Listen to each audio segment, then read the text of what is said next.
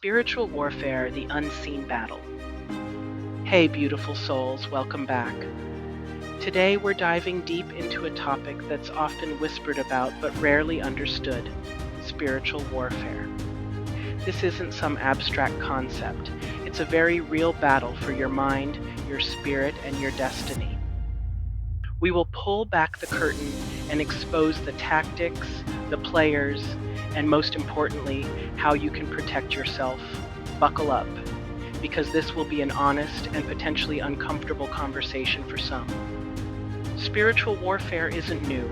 It's been raging since the dawn of consciousness. Think back to ancient myths, religious texts, and indigenous stories. They all point to a cosmic struggle between light and darkness. For millennia, humans have grappled with forces beyond the physical realm. This battle isn't fought with swords and shields, but with manipulation, deception, and the erosion of your inner peace. It's a war for your soul. So, how do you know if you're under attack? The signs are often subtle, masked as everyday struggles. Persistent negative thoughts, overwhelming anxiety, unexplained depression. These can be red flags. Pay attention to recurring patterns of misfortune, broken relationships, and a general sense of being blocked or stifled. These aren't always random occurrences. They can be orchestrated attacks. Now, this is where things get tricky. Spiritual warfare often operates through people. Although a lot are, all aren't necessarily evil people, but individuals who are themselves influenced by negative energies.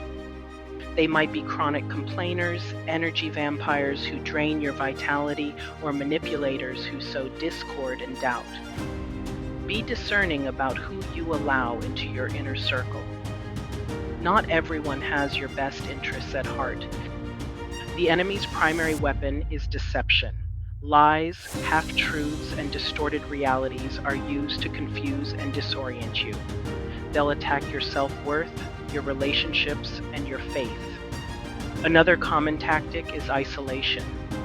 By cutting you off from support systems and positive influences, they can weaken your resolve and make you more vulnerable.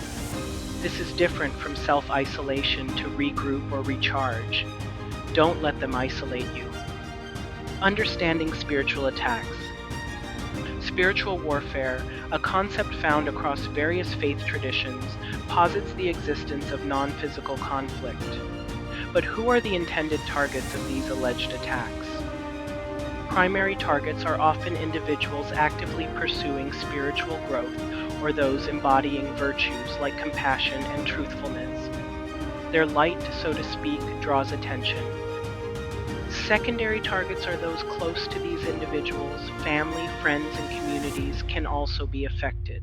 The aim is to isolate or undermine the primary target's support system. Ultimately, the underlying motivation and goal of spiritual attacks are to disrupt spiritual progress and sow discord. Recognizing these patterns is crucial for maintaining inner peace and resilience. Your spirit is like a fortress. Cracks in your armor, unresolved trauma, negative habits, and unhealed wounds are entry points for negative energies. Keeping your spirit clean is essential for defense. Regular spiritual practices like meditation, prayer, or spending time in nature can help strengthen your aura and seal those cracks. Self-awareness is your greatest weapon. So how do you protect yourself? First, cultivate discernment. Learn to recognize the signs of spiritual attack and identify the people who might be carrying negative energy. Second, set boundaries. Protect your energy by limiting contact with toxic individuals and situations. Learn to say no without guilt or explanation. Do not feel guilty for omitting them out of your life. Finally, remember that you are not powerless. You have the inner strength and resilience to overcome any challenge. Focus on cultivating positive thoughts, emotions, and actions. Shine your light brightly. The more you embody love, compassion, and truth, the more you repel darkness. You are a warrior of light, and you are capable of winning this battle. Be careful not to fall into paranoia. Not every challenge is a spiritual attack. Sometimes life is just hard. The key is to maintain a balanced perspective and trust your intuition. Stay uplifted in faith. Don't become obsessed with fighting the darkness. Instead, focus on cultivating the light within yourself. That's where your true power lies. Spiritual warfare is a real and ongoing battle, but with awareness, discernment, and a commitment to cultivating your inner light, you can protect yourself and thrive. Stay vigilant, stay grounded, and never underestimate the power of your spirit.